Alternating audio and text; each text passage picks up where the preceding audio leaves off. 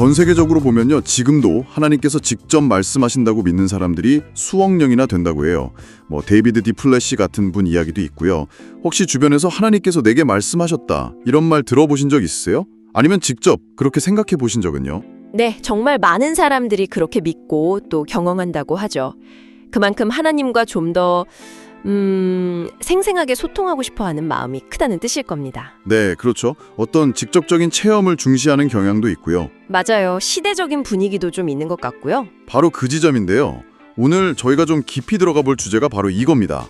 하나님께서 예언 같은 아주 특별하고 직접적인 계시를 지금도 계속 주시는가 하는 이 오랜 논쟁이요. 핵심 질문은 결국 이거죠.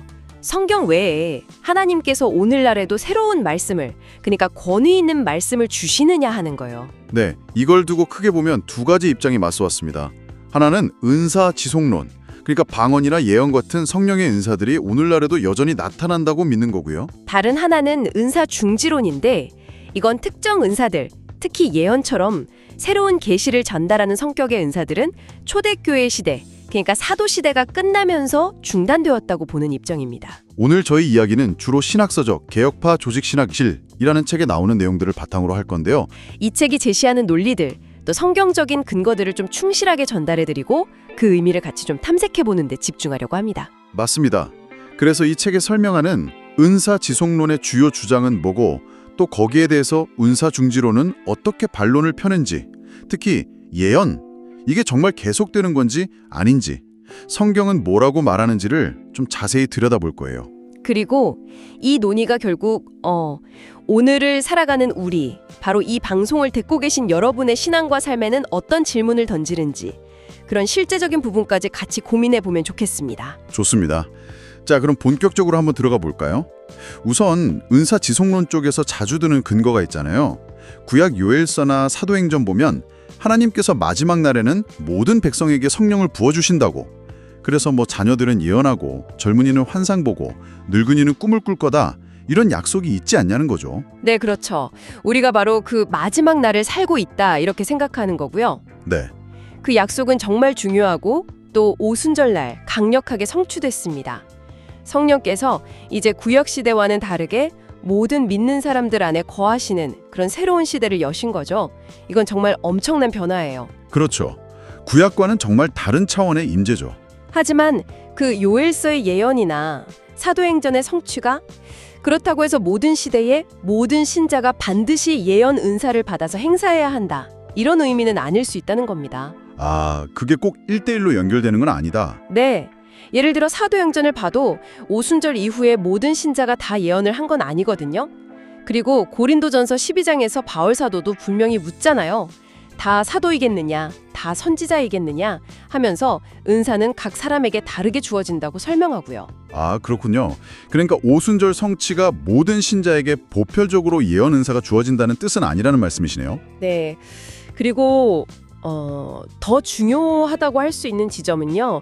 하나님의 특별 계시, 그러니까 하나님이 자신을 드러내시는 그 말씀은 예수 그리스도 안에서 정점에 이르렀고 완성되었다는 사실입니다. 완성되었다. 여기서 히브리서 1장 1, 2절이 아주 중요해요. 옛적의 선지자들을 통해서 여러 부분, 여러 모양으로 우리 조상들에게 말씀하신 하나님이 이 모든 날 마지막에는 아들을 통하여 우리에게 말씀하셨으니, 아, 예전에는 여러 방식으로 조금씩 보여주셨는데, 그렇죠. 점진적으로요. 근데 이제는 아들을 통해서 최종적이고 완전한 말씀을 주셨다, 이런 선언인 거죠. 그리고 신약 성경은 바로 그 아들 예수 그리스도에 대한 사도들의 증언이고요. 그런데요, 그 사도 바울 본인도 고린도 교회 사람들한테 편지하면서 교회의 덕을 세우기 위해서, 그러니까 교회를 건강하게 세우기 위해서 다른 은사보다 특히 예언하기를 사모하라, 이렇게 강하게 권하지 않습니까? 고린도전서 14장에서요. 네, 맞아요. 이건 예언이 교회에 계속 필요하고 유익하다는 뜻 아닌가요? 아주 중요한 질문이십니다. 이 부분은 에베소서 2장 20절 말씀을 같이 보면 좀 더 명확해져요. 교회가 사도들과 선지자들의 터 위에 세우심을 입었다고 말하거든요. 네, 터 위에 세워졌다. 여기서 사도들과 선지자들은 교회의 기초, 그러니까 교회가 서 있는 근본 진리를 세우는 아주 특별하고 또 한시적인 역할을 맡았던 사람들이에요. 그리스도의 비밀을 직접 계시받아서 선포하고 또 기록했죠. 아, 건물의 기초 같은 역할이군요. 그렇죠. 건물을 지을 때 기초는 3번 놓잖아요. 그 위에 계속 벽돌을 쌓아 올리는 거지 기초 공사를 계속하는 건 아니거든요. 신약 성경이 바로 그 완성된 기초라고 볼 수 있습니다. 아, 그러니까 그 기초는 이미 놓였다. 고린도전서 14장의 권면은 그 기초가 놓이던 특별한 시기의 필요성을 반영한 거다. 이렇게 이해할 수 있겠네요. 그렇습니다. 오늘날 교회가 성장하고 성숙하는 것, 즉 덕을 세우는 일은 이미 완성된 기초인 성경 말씀을 배우고 가르치고 또 삶에 적용하면서 이루어지는 거죠. 물론 성령님은 여전히 우리 마음을 밝히시고 말씀을 깨닫게 해주시지만 뭐랄까 새로운 계시를 계속 주시는 방식은 아니라는 게 은사중지론의 핵심 주장입니다. 그렇군요. 그럼 개인적인 경험은 어떻게 봐야 할까요? 앞에서도 잠깐 얘기했지만 정말 많은 사람들이 실제로 예언이라고 믿는 그런 경험을 한다고 증언하는데요. 이런 생생한 체험들을 그냥 다 아니다라고 무시할 수만은 없을 것 같은데요. 물론 개인적인 영적 체험의 가능성 자체를 부정하는 건 아닙니다. 하나님은 정말 다양한 방식으로 우리 삶에 찾아오시고 때로는 아주 특별한 방식으로 우리를 인도하시거나 뭔가를 깨닫게 하실 수도 있죠. 네. 근데 중요한 건 그 체험이 최종 권위가 될 수는 없다는 점입니다. 모든 경험은 반드시 기록된 하나님의 말씀, 즉 성경이라는 객관적인 기준에 비춰서 신중하게 분별해야 한다는 거죠. 아, 경험보다 성경이 기준이다. 네, 왜냐하면 경험이라는 건 굉장히 주관적이거든요. 내가 어떻게 해석하느냐에 따라 달라질 수 있고 때로는 내 안에 있는 강한 열망이나 어떤 심리 상태가 반영된 걸 수도 있고요. 심지어는 성경이 경고하는 것처럼 하나님 외에 다른 영적인 출처에서 온 것일 가능성도 배제할 수 없죠. 그러네요. 경험 자체가 중요하지 않다는 게 아니라 그게 성경이라는 잣대보다 위에 있어서는 안 된다는 말씀이시군요. 맞습니다. 주관적인 느낌이나 체험이 객관적인 진리, 즉 성경 말씀을 대체하게 되면 위험할 수 있다는 거죠. 경험은 성경의 가르침 안에서 해석되고 이해될 때 비로소 안전하고 의미가 있는 것입니다. 성경과 배치되는 경험이라면 더더욱 조심해야겠고요. 그렇죠. 자, 그럼 이제 논의의 초점을 예언 그 자체로 좀 더 좁혀보죠. 특히 예언의 성격 문제인데요. 은사 중지론자들이 예언이 중단됐다고 주장하는 아주 핵심적인 이유 중 하나가 바로 무오성, 즉 오류가 없어야 한다는 문제를 들거든요. 여기가 상당히 흥미롭고 또 첨예하게 대립하는 지점인 것 같습니다. 네, 맞습니다. 성경을 자세히 보면요. 하나님으로부터 온 진짜 예언은 오류가 없는 하나님의 말씀 그 자체로 여겨졌어요. 예를 들어 신명기 18장을 보면 만약 어떤 선지자가 한 말이 그대로 이루어지지 않으면 그건 여호와께서 하신 말씀이 아니고 그 선지자는 죽임을 당해야 한다고까지 아주 엄격하게 말하거든요. 와, 정말 엄격했네요. 네, 예레미야 28장에서도 거짓 선지자 하나냐와 참 선지자 예레미야가 딱 대립하는데 결국 누가 진짜인지는 그 예언이 성취되느냐 마느냐로 판가름 났죠. 구약의 기준은 참 명확해 보이는데 신약으로 넘어와서는 좀 달라지지 않았을까요? 신약에서도 그 기준은 동일하게 적용된 것으로 보입니다. 예를 들어 사도행전에 나오는 선지자 아가보 있잖아요. 네, 바울의 결박을 예언했던. 맞습니다. 성경은 그가 성령으로 말했다거나 성령이 말씀하신다고 기록해서 그의 예언이 성령께서 직접 주신 말씀임을 분명히 하고 있어요. 그리고 실제로 그의 예언대로 글라우디오 황제 때 큰 흉년이 들었고 바울은 예루살렘에서 결박돼서 이방인에게 넘겨졌죠. 아, 정말 그대로 이루어졌군요. 네, 신약 어디를 봐도 하나님께로부터 온 예언이지만 약간의 실수가 섞여 있을 수 있다. 이런 식의 뉘앙스를 찾기는 어렵습니다. 참된 예언은 하나님의 말씀과 동일한 권위를 가졌던 거죠. 그런데요. 웨인 구루뎀이나 샘 스톰스 같은 분들, 그러니까 은사지속론을 주장하는 일부 신학자들은 좀 다른 이야기를 하잖아요. 신학시대의 예언은 구약의 그런 선지자적인 예언과는 성격이 좀 다르다. 그래서 신적인 계시와 인간적인 연약함이나 어떤 해석의 오류가 섞일 수 있는, 그러니까 오류 가능한 예언일 수 있다고 주장을 하거든요. 네, 그런 주장이 있죠. 그 근거로 고린도전서 14장에 나오는 다른 이들은 분별할지니라 이 말씀이나 데살로니가전서 5장에 범사에 헤아려 좋은 것을 취하고 악은 모양이라도 버리라 이런 구절들을 들기도 하고요. 이게 혹시 예언 내용 자체에 오류가 있을 수 있으니 잘 가려서 들어라 이런 의미는 아닐까요? 그게 바로 이제 두 종류의 예언 이론이라고 불리는 건데요. 그러니까 무오한 구약 예언과 오류 가능한 신약 예언이 있다는 거죠. 하지만 이 주장은 성경적으로 탄탄한 지지를 얻기는 좀 어렵다고 봅니다. 아, 그래요? 왜 그렇죠? 분별하라 또는 헤아려 보라는 명령이 예언 내용 안에서 진리와 오류를 걸러내라는 의미로 해석하기에는 좀 무리가 있다는 겁니다. 당시 교회 안에는 거짓 선지자들도 활동했거든요. 아, 거짓 선지자들? 네. 그래서 요한일서 4장 1절에서도 영들을 다 믿지 말고 오직 영들이 하나님께 속하였나 분별하라고 하잖아요. 그러니까 그 예언이 정말 하나님에게서 온 건지 아니면 거짓된 영에서 나온 건지를 구별하라는 의미, 또는 그 예언 내용이 이미 사도들을 통해 확립된 복음의 가르침, 즉 성경의 기준에 맞는지를 판단하라는 의미로 보는 것이 훨씬 자연스럽다는 거죠. 아하, 그러니까 예언 내용 자체의 진위가 아니라 그 예언의 출처나 권위를 분별하라는 뜻이다. 그렇습니다. 베레아 성도들이 사도 바울의 가르침조차 이게 정말 그런가 하고 날마다 성경을 찾아봤던 것처럼요. 그런 맥락으로 이해하는 게 더 적절해 보입니다. 예언 내용 중에 좋은 거, 나쁜 거 골라내라는 의미가 아니고요? 네, 만약에요, 하나님께서 주신 예언에 오류가 섞여 있을 수 있다고 한다면 우리가 뭘 기준으로 그게 하나님의 말씀이라고 신뢰할 수 있겠어요? 이건 하나님의 말씀의 본질, 그러니까 그분의 진실하심과 오류 없으심 자체를 좀 심각하게 훼손할 수 있는 주장이거든요. 그러네요. 신뢰의 문제가 생기겠네요. 그렇죠. 아가보의 예언을 어떻게든 오류가 있는 것처럼 해석하려는 시도들도 있는데 그것도 본문을 좀 자연스럽지 않게 읽는 경향이 있고요. 결국 이런 관점은 성경의 최종적인 권위마저 약화시킬 수 있는 위험성이 있습니다. 하나님의 말씀의 본질을 타협하는 문제는 정말 신중해야 합니다. 결국 이 모든 논의의 핵심은 사도시대가 교회의 기초를 놓는 아주 특별하고 다시는 반복될 수 없는 시기였다. 이 점으로 모아지는 것 같네요. 정확합니다. 사도들은 부활하신 그리스도를 직접 눈으로 본 사람들이고 그분께 직접 임명받은 유일무이한 증인들이었죠. 사도행전 1장이나 고린도전서 9장 같은 곳에서 확인이 되고요. 네. 그리고 하나님께서는 그들의 사역이 진짜라는 것을 여러 가지 표적과 기사와 능력으로 친히 확증해 주셨어요. 히브리서 2장이나 고린도 후서 12장에도 나오죠.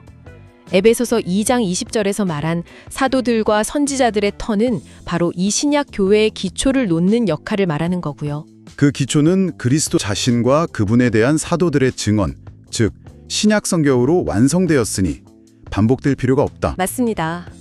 사도시대의 기적이나 표적이 유독 많이 나타났던 것도 바로 이 교회의 기초를 세우고 확증하기 위한 특별한 목적이 있었기 때문이라고 보는 거고요.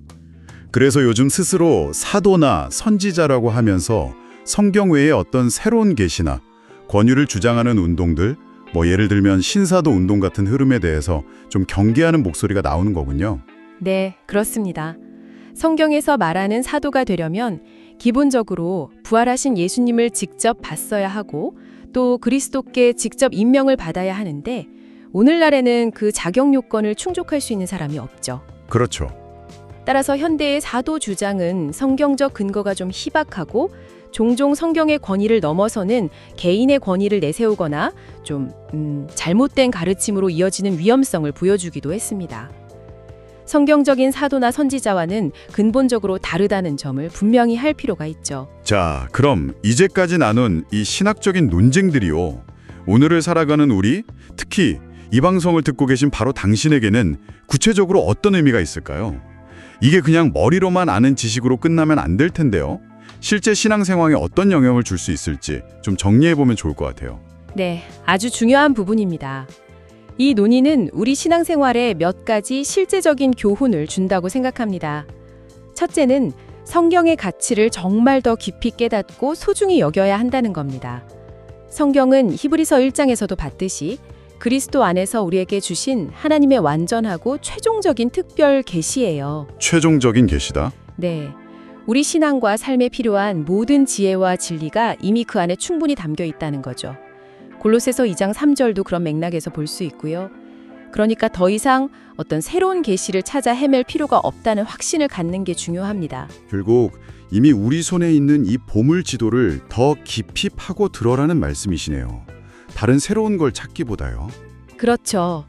둘째는 성경의 권위를 넘어서는 어떤 직접적인 계시나 권위를 주장하는 지도자 혹은 그런 가르침에 대해서 분별력을 가져야 한다는 겁니다. 분별력. 네, 역사적으로 보면 위대한 신앙의 거장인 조나단 에드워즈 같은 분도 주관적인 영적 인상이나 느낌을 절대적인 기준으로 삼는 것의 위험성을 아주 강하게 경고했거든요. 이런 주장들은 때로는 영적인 혼란을 야기하거나 잘못된 신앙 실천, 심지어는 영적인 학대로까지 이어질 수도 있습니다. 항상 성경이라는 기준에 비춰서 판단하는 자세가 필요해요. 영적인 안전을 위해서라도 꼭 필요한 자세군요. 세 번째는 뭘까요? 셋째는 인생의 중요한 결정을 내릴 때요. 어떤 주관적인 느낌이나 인상 혹은 오류 가능성을 배제할 수 없는 그런 소위 예언에 의존하기보다는 기도하면서 성경 말씀에 나타난 하나님의 뜻과 원리를 깊이 생각하고 지혜롭게 판단해야 한다는 겁니다. 아, 하나님께서 내게 이렇게 하라고 말씀하셨다. 이런 확신이 오히려 위험할 수도 있겠네요. 때로는 그럴 수 있다는 거죠. 그런 주관적인 확신이 오히려 성급하고 잘못된 결정으로 이어지는 경우도 적지 않거든요. 시편 기자가 고백했듯이 주의 말씀은 내 발의 등불이요 내 길의 빛입니다. 시 119일 103. 이 자세가 중요합니다. 말씀이 기준이 되어야 한다. 마지막으로 한 가지 더 정리해 주신다면요? 넷째는 새로운 특별 계시를 찾고 갈망하기보다는요. 이미 우리에게 주어진 말씀을 통해 일하시는 성령님과의 깊고 인격적인 관계를 추구하는 데 힘써야 한다는 겁니다. 인격적인 관계. 새로운 음성을 들어야만 깊어지는 건 아니거든요. 오히려 이미 주신 말씀을 묵상하고 그 말씀대로 살려고 애쓰고 또 기도를 통해 하나님과 교제할 때 더욱 깊어질 수 있습니다. 성령님은 바로 그 말씀을 사용하셔서 우리를 가르치시고 위로하시고 때로는 책망하시면서 바른 길로 인도하시니까요. 오늘 저희는 하나님과 직접 소통하고 싶다는 인간의 깊은 열망, 그리고 동시에 그리스도 안에서 하나님의 특별 계시가 최종적으로 주어졌고 성경으로 충분하다는 이 성경적인 가르침 사이에 어떤 중요한 지점들을 함께 탐색해봤습니다. 특히 예언 같은 은사들이 왜 교회의 기초를 놓는 특별하고 한시적인 목적을 가졌는지, 그래서 많은 신학자들이 이제 그 역할은 완성되었다고 보는 이유는 무엇인지 그 근거들을 좀 자세히 살펴봤네요. 네, 여기서 다시 한번 좀 강조하고 싶은 점은요. 은사중지론적인 입장을 갖는다고 해서 이게 결코 하나님께서 오늘날 그냥 아무 일도 안 하신다거나 성령께서 우리 삶에 전혀 개입하지 않으신다거나 말씀을 통해 개인적으로 우리를 인도하시고 감동 주시는 일까지 다 부인하는 건 절대 아니라는 겁니다. 아, 그건 아니라는 거죠? 네, 전혀 아닙니다. 다만 성경과 동등한 권위를 갖는 새로운 특별 계시, 예를 들어 예언이나 방언 같은 것들은 사도시대와 함께 중단되었다고 보는 것이죠. 하나님은 여전히 우리와 인격적인 관계를 맺으시고 우리 삶 속에서 일하시지만 그 방식이 새로운 계시를 직접 전달하는 형태는 아니라는 것입니다. 오늘 논의를 마무리하면서 마지막으로 이 방송을 들으시는 여러분께 생각해볼 질문을 하나 던지고 싶습니다. 만약 사도 바울의 말처럼 그리스도 예수 안에 지혜와 지식의 모든 보화가 감추어져 있느니라. 골 233이요. 그리고 그 보화가 성경을 통해 우리에게 주어졌다면요. 어쩌면 우리가 계속해서 뭔가 새로운 것을 찾으려고 애쓰기보다 이미 우리 손에 들려있는 이 놀라운 보물지도, 즉 성경 말씀을 더 깊이 파고들고 묵상하면서 그 안에 담긴 풍성함을 누리려고 노력하는 것, 그것이야말로 하나님의 뜻을 깨닫고 그분의 인도하심을 경험하는 훨씬 더 확실하고 또 우리 삶의 변화를 가져오는 길이 아닐까요?